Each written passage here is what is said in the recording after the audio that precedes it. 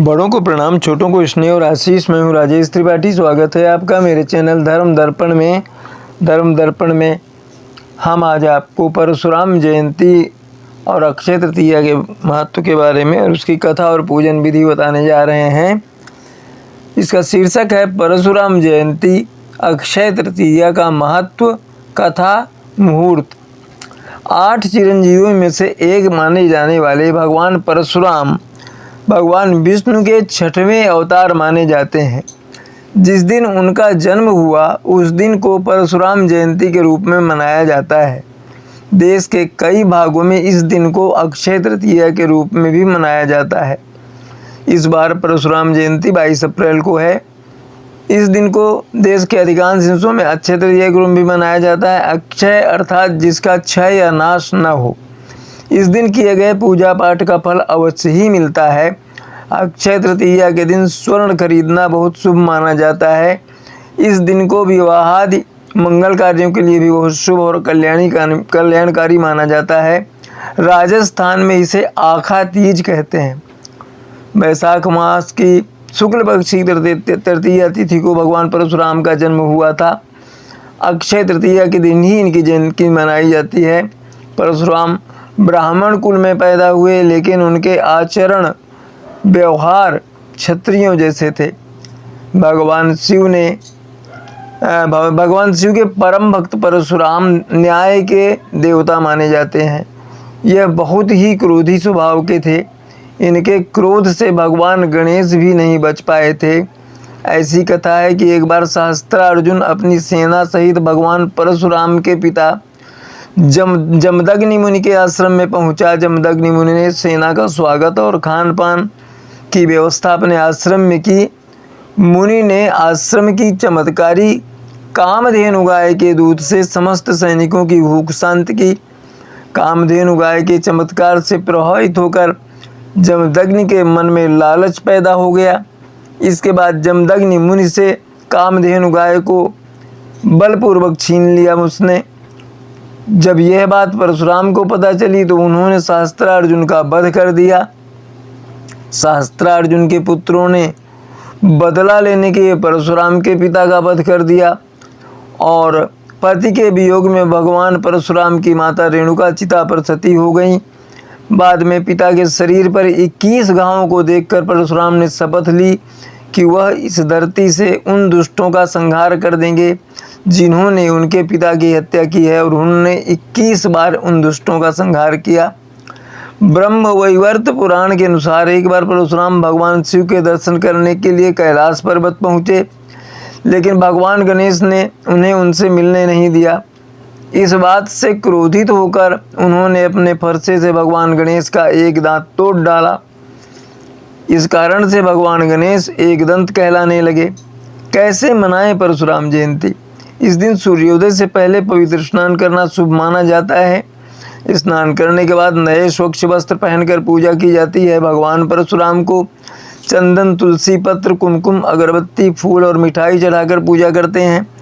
परशुराम जयंती का व्रत रखना अत्यधिक महत्वपूर्ण माना जाता है, क्योंकि ऐसा माना जाता है कि इस दिन उपवास करने से भक्तों को पुत्र की प्राप्ति होती है। जो श्रद्धालु उपवास करते हैं वे इस दिन अन्न का सेवन नहीं करते, केवल दूध और फलों आदि का सेवन करते हैं। भगवान विष्णु ने वैशाख शुक्ल तृतीया तिथि को प्रदोष काल में ऋषि जमदग्नि और माता रेणुका के घर चौथी संतान के रूप में जन्म लिया था। परशुराम भगवान शिव के परम भक्त थे।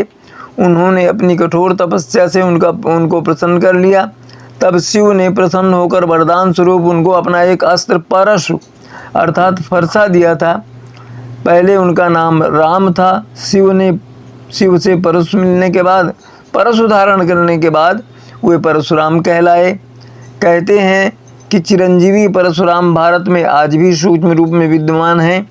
कहते हैं कि वे महेंद्रगिरी पर्वत पर तपस्यारत हैं। उड़ीसा के गजपति जिले के परलखमुंडी में महेंद्रगिरी पर्वत स्थित है।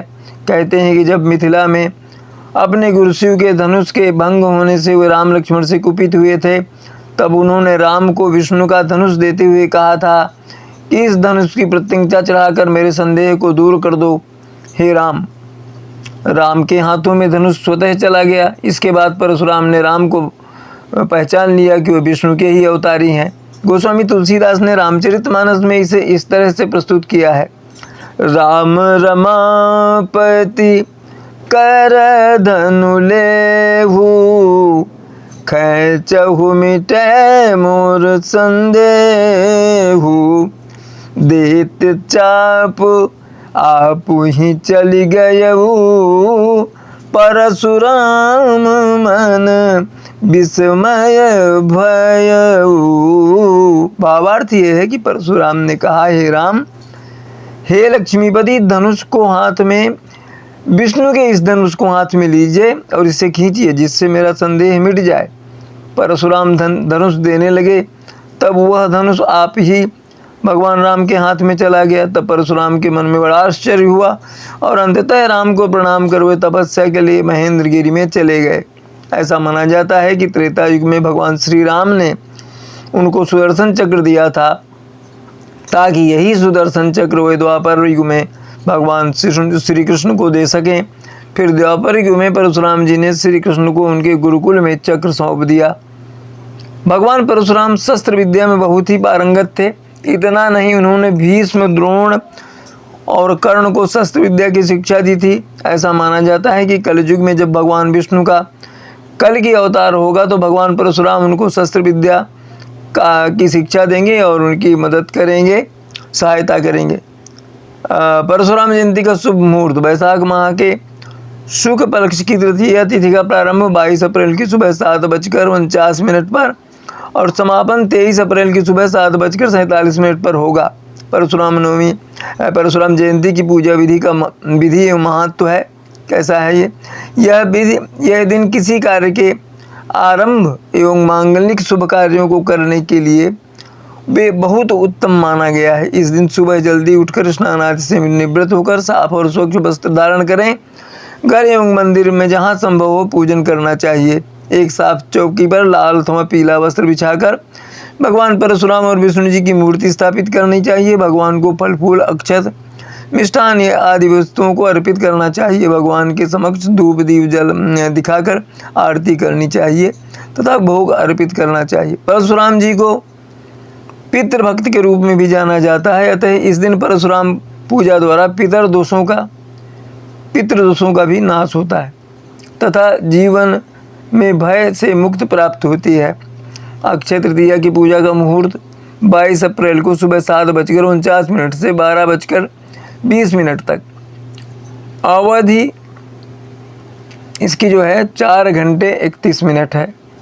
तृतीया तिथि प्रारंभ है अप्रैल 22, 2023 को 7:49 से अप्रैल 23, 2023 को 7:47 तक।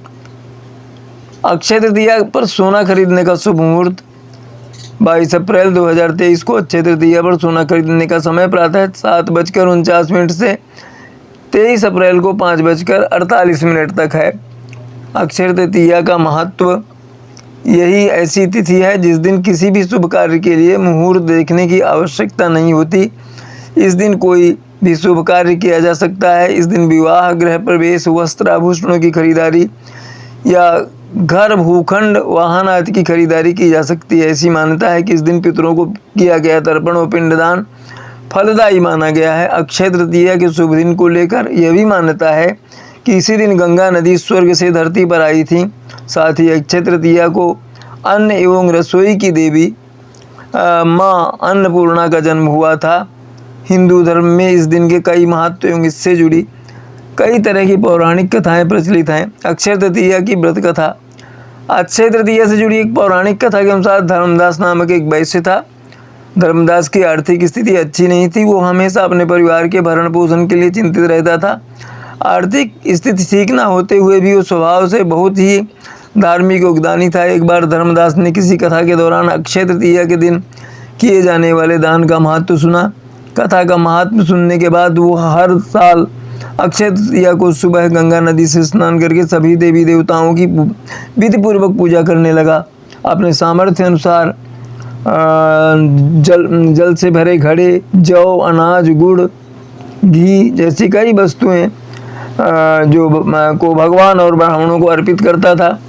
ये देखकर धर्मदास की पत्नी उसे रोकने की कोशिश करती थी, क्योंकि उसे लगता था कि अगर इतना सब दान में दे देंगे तो परिवार का पालन पोषण कैसे होगा। अपनी पत्नी की बातों को सुनकर धर्मदास बिल्कुल भी विचलित नहीं होता और वो अपने सामर्थ्य अनुसार दान पुण्य करता रहता था। वृद्धावस्था में अनेक रोगों से ग्रस्त होने के बावजूद धर्मदास अक्षय तृतीया के दिन व्रत एवं दान पुण्य किया करता था। पौराणिक कथा के अनुसार यही धर्मदास वैश्य अक्षय तृतीया के दान धर्म के पुण्य के कारण अगले जन्म में कुशावती राजा हुआ। धर्मदास अपने अगले जन्म में भी दान पुण्य करने वाला धार्मिक स्वभाव का था। कहा जाता है कि उनके महायज्ञ के आयोजन में त्रिदेव वेश बदलकर शामिल हुआ करते थे। प्रतापी राजा होने के बावजूद भी वह कभी दान धर्म के मार्ग से नहीं भटका और अपने पुण्य फल से अपने अगले जन्म में भी राजा भारत के महान सम्राट चंद्रगुप्त के रूप में पैदा हुए थे। अक्षय तृतीया पर दान पुण्य से खुश होकर भगवान ने धर्मदास पर कृपा की। वैसे ही जो कोई भी अक्षय तृतीया के दिन दान पुण्य कर इस व्रत की कथा सुनता एवं पढ़ता है, उसे भी अक्षय पुण्य की प्राप्ति होती है। धार्मिक शास्त्रों में भी यह कहा गया है कि जीवन में सुख समृद्धि और यश वैभव की प्राप्ति के लिए इस दिन दान पुण्य करके व्रत की कथा अवश्य सुननी चाहिए। तो ये तो थी इसकी व्रत की कथा, आपकी जयंती, परशुराम जयंती और तृतीया व्रत की कथा। तो इसका जैसे हमने बताया कि मुहूर्त जो है वो इस तरह से है कि जो तृतीया तिथि है वो प्रारंभ हो रही है 22 अप्रैल को 2023 को 7:49 से और 23 अप्रैल को ख़त्म हो रही है ये 2 बजे आपको 7:47 तक। इसी तरह यही मुहूर्त है उसमें, तो इस मुहूर्त के अनुसार ही आप पूजा करें। तो आज यहीं तक, प्रणाम नमस्कार। मिलते हैं अगले किसी धार्मिक या व्रत त्योहार से संबंधित वीडियो के साथ। तब तक के लिए नमस्कार, प्रणाम। आप सुरक्षित रहें, सुखी रहें, सपरिवार सुखी और आनंद रहें, सुरक्षित रहें, यही कामना और प्रभु से प्रार्थना है। प्रणाम नमस्कार।